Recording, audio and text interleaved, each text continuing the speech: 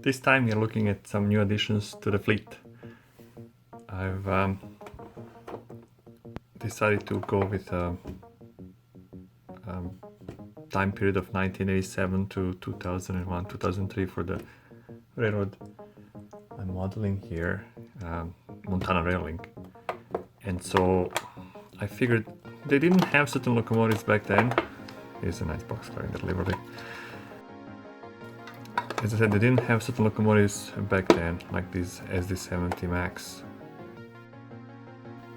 BNSF did, and BNSF really owns the rail in Montana, and MRL just helps them out get the traffic going.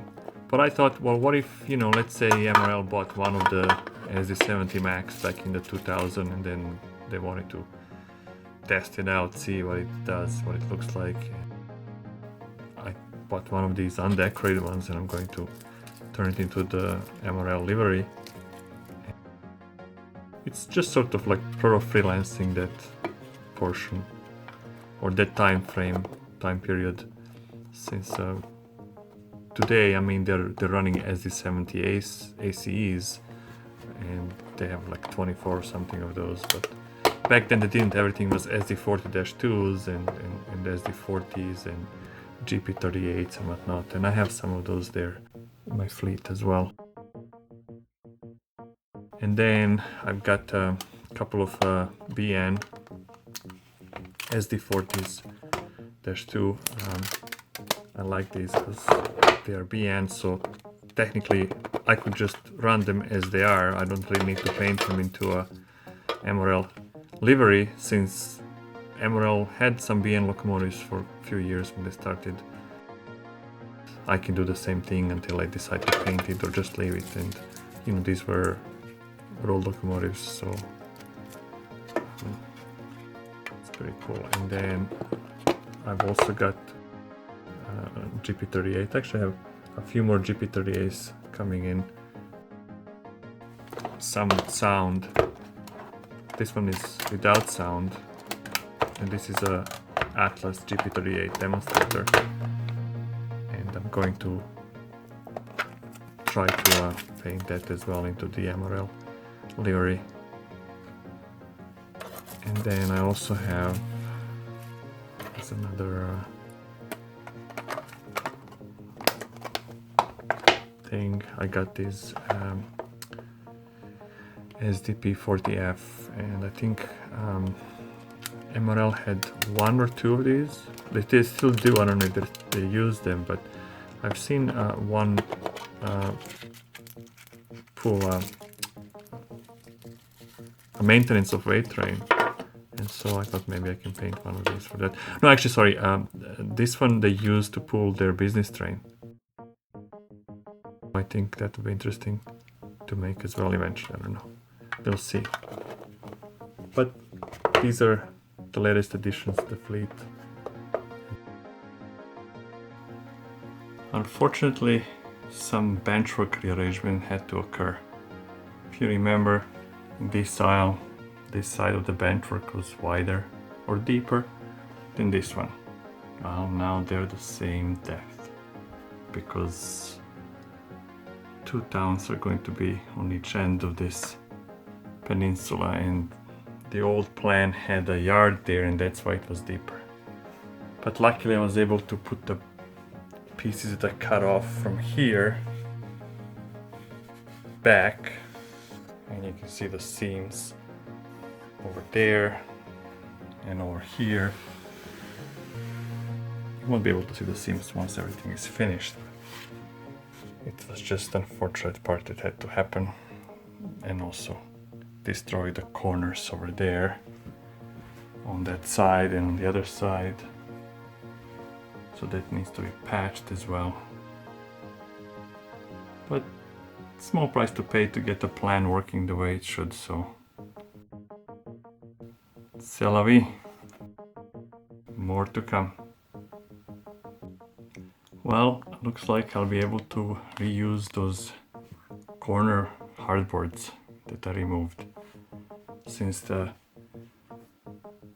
side of this peninsula got larger I just flipped the other corner around, and then it is shorter there by 5 inches maybe.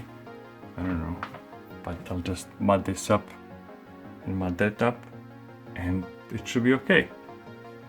The corner is not as,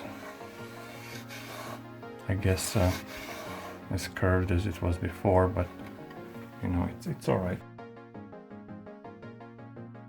And then on the other side, because the depth of the benchwork was here larger, there is more coming out, so it needs to be shortened or something. And then again,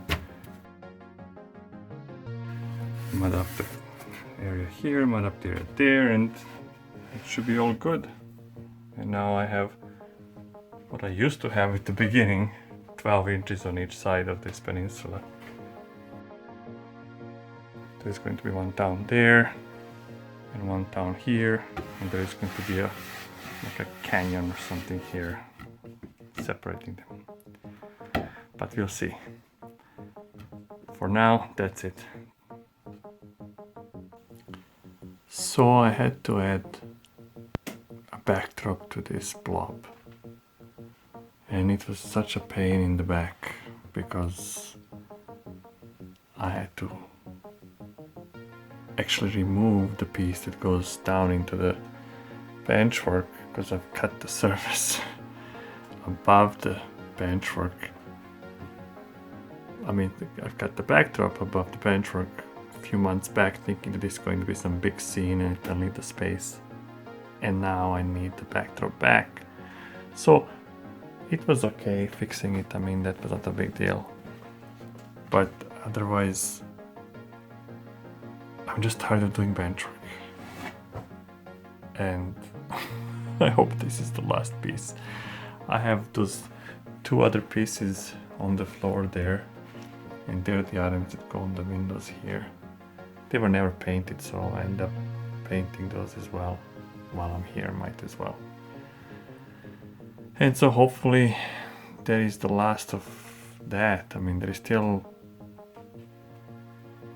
the fascia and whatnot, but I guess that will be part of doing scenery or whatever, I don't know.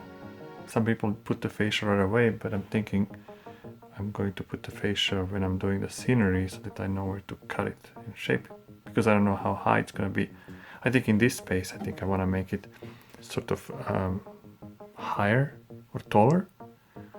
I guess it's called the bellina drop, so that when people are walking around or following the train, they are forced to go around and not stop here and congregate, because this is a space that should be used, I guess, to pass by.